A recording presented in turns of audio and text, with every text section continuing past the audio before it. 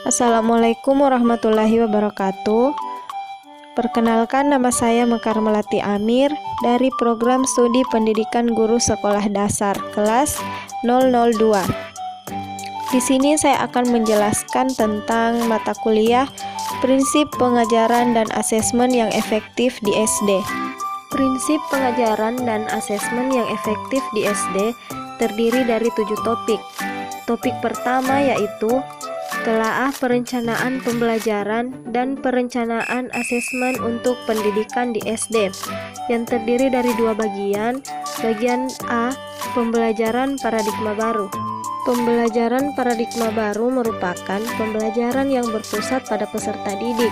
Pada pembelajaran paradigma baru, guru memiliki kebebasan dalam merumuskan rencana pembelajaran dan asesmen yang akan dilakukan untuk mengukur hasil belajar peserta didik. Proses pembelajaran paradigma baru dilakukan melalui rangkaian tahapan atau siklus yang dimulai dari pemetaan standar kompetensi, perencanaan proses, dan perencanaan asesmen.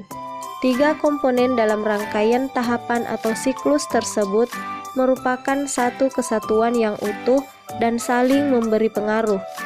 Dalam pembelajaran paradigma baru, dikenalkan suatu konsep berupa profil pelajar Pancasila yang memiliki peran sebagai petunjuk arah dan menjadi pedoman atau panduan dalam menentukan kebijakan dan pembaharuan sistem pendidikan di Indonesia, termasuk di dalamnya perencanaan pembelajaran dan asesmen.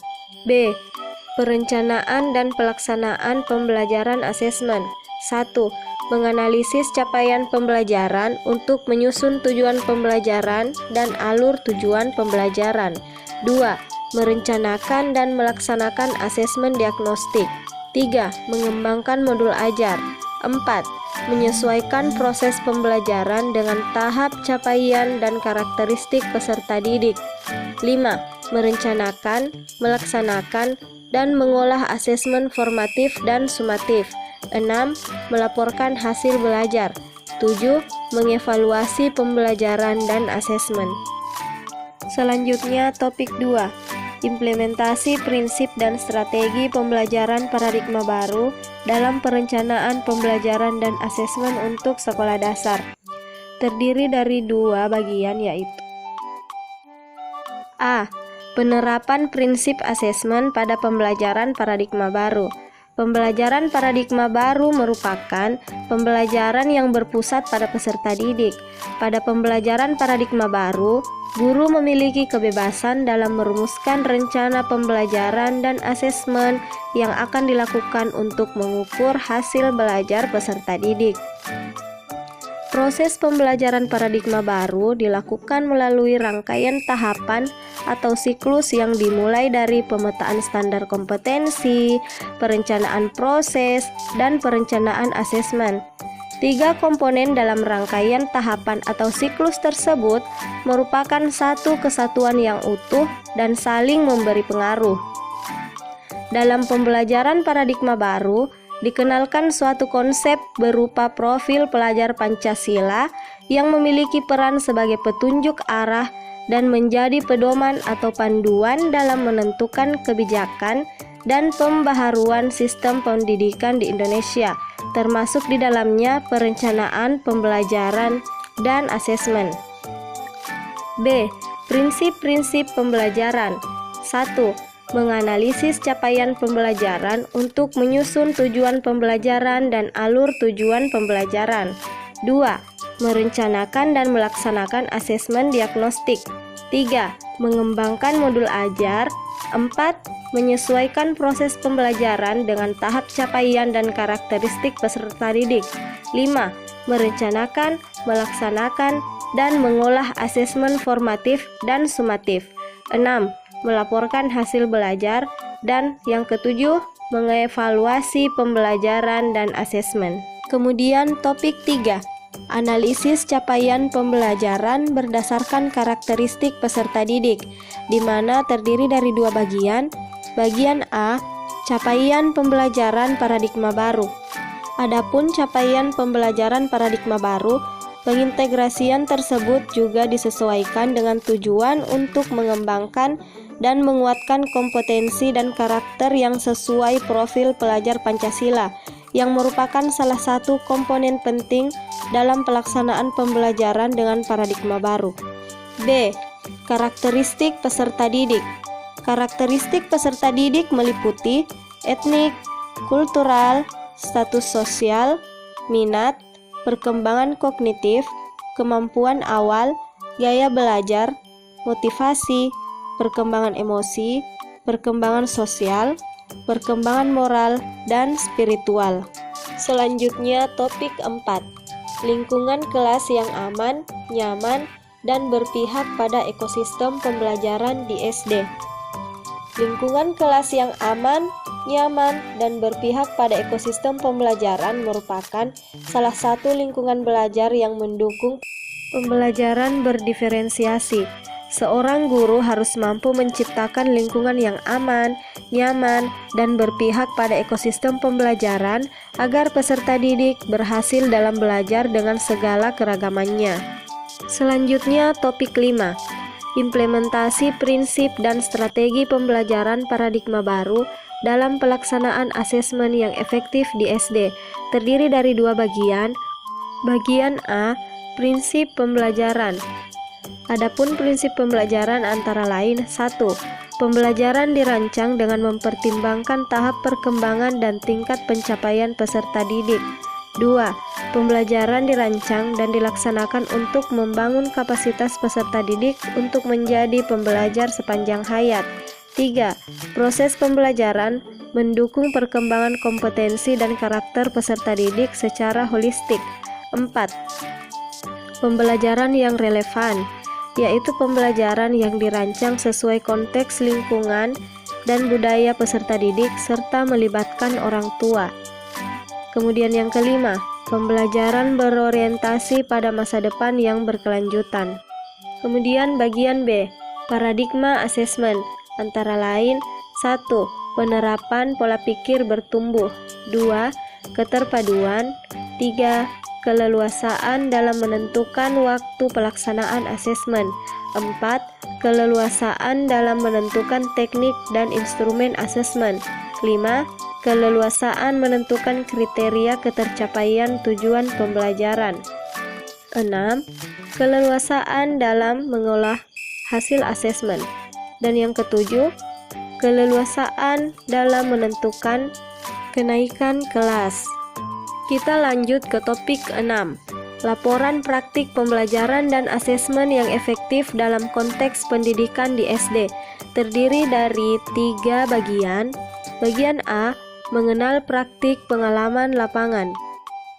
Mata kuliah ini memfasilitasi mahasiswa untuk melatih dan mengembangkan kemampuan keprofesionalan sebagai guru yang memiliki tugas utama mendidik, mengajar, membimbing, mengarahkan, melatih, menilai, dan mengevaluasi peserta didik yang dilakukan dalam setting autentik atau real teaching di sekolah mitra. Adapun kegiatan PPL meliputi: 1. Penguasaan pengetahuan prinsip pengajaran dan asesmen yang efektif. 2. Perancangan perangkat pembelajaran. 3. Praktik pengajaran. 4. Praktik persekolahan. 5. Praktik kehidupan bermasyarakat dan penguatan karakter. Adapun bagian B, aktivitas. Aktivitas terdiri dari: 1. Mempersiapkan asesmen yang efektif untuk digunakan dalam menilai kegiatan pembelajaran. 2. Melakukan penyiapan pembelajaran. Yang ke-C, berdiskusi dengan dosen pembimbing lapangan dan guru pamong untuk memperoleh penguatan persiapan pelaksanaan pembelajaran. 4. Melakukan pengumpulan data observasi yang terintegrasi dalam pembelajaran. 5. Membuat rekaman video praktik mengajar yang menggambarkan praktik pembelajaran berkualitas. 6. Mengidentifikasi dan mengelola kegiatan non-pembelajaran yang visible dilakukan secara luring atau daring. Melakukan refleksi pasca praktik pembelajaran. mereview kegiatan praktik pembelajaran yang telah dilaksanakan, dan melakukan sosialisasi atau interaksi dalam kehidupan bermasyarakat di lingkungan sekolah mitra tempat PPL. Selanjutnya bagian C, produk PPL. Produk PPL yang merupakan tagihan pelaksanaan PPL untuk masing-masing mahasiswa adalah yaitu 1. Observasi ke sekolah, 2. Penilaian RPP, 3. Penilaian perangkat pembelajaran, 4. Praktik pembelajaran, 5. Refleksi pembelajaran, 6. Review pembelajaran, 7. Rencana tindak lanjut, 8. Menyusun laporan belajar peserta didik, 9. Penilaian video praktik pembelajaran, dan yang ke-10, portofolio berupa kumpulan perangkat pembelajaran yang digunakan saat kegiatan praktik mengajar. Dan topik yang terakhir yaitu topik ke-7, refleksi praktik pembelajaran dan asesmen dalam konteks pendidikan di SD. Adapun bagian-bagiannya terdiri dari 4. Bagian A, refleksi dalam pembelajaran. Refleksi dalam pembelajaran adalah kegiatan yang dilakukan dalam proses belajar mengajar dalam bentuk penilaian tertulis dan lisan oleh guru untuk peserta didik dan oleh peserta didik untuk guru untuk mengekspresikan kesan konstruktif, pesan, harapan, dan kritik terhadap proses pembelajaran. Dengan adanya refleksi, akan diperoleh informasi positif tentang bagaimana guru dapat meningkatkan kualitas pembelajaran serta menjadi bahan sejauh mana hasil belajar tercapai. B. Tujuan refleksi dalam pembelajaran. Yang pertama, untuk memahami respon peserta didik dalam sebuah pembelajaran atau penyampaian sebuah materi.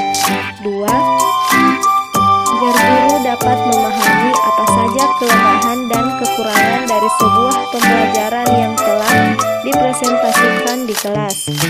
3. Memahami akurasi sebuah model, pendekatan, strategi, taktik, dan metode pembelajaran yang telah diimplementasikan. C. Prinsip refleksi. Adapun prinsip refleksi yaitu ada kesadaran bersama pendidik dan peserta didik untuk meningkatkan kualitas pembelajaran. D. Cara melakukan refleksi. Refleksi dapat diterapkan dengan beberapa langkah dan cara antara lain. 1. Peserta didik mengungkapkan segala bentuk rasa dan kesan setelah pembelajaran dipresentasikan. 2. Peserta didik didorong untuk dapat mengungkapkan segalanya dengan jujur dan terbuka. 3. Peserta didik mengungkapkan apa saja hal positif dan negatif dari aktivitas pembelajaran. 4. Peserta didik memberikan apa saja hal yang diinginkan dan diharapkan pada aktivitas pembelajaran selanjutnya. 5. Peserta didik dapat memberikan pesan yang pribadi kepada guru apakah kritik dan saran yang mereka ungkapkan bisa dipublikasikan atau tidak. Itulah penjelasan dari prinsip pengajaran dan asesmen yang efektif di SD, mulai dari topik pertama hingga topik ke-7. Sekian dan terima kasih. Wassalamualaikum warahmatullahi wabarakatuh.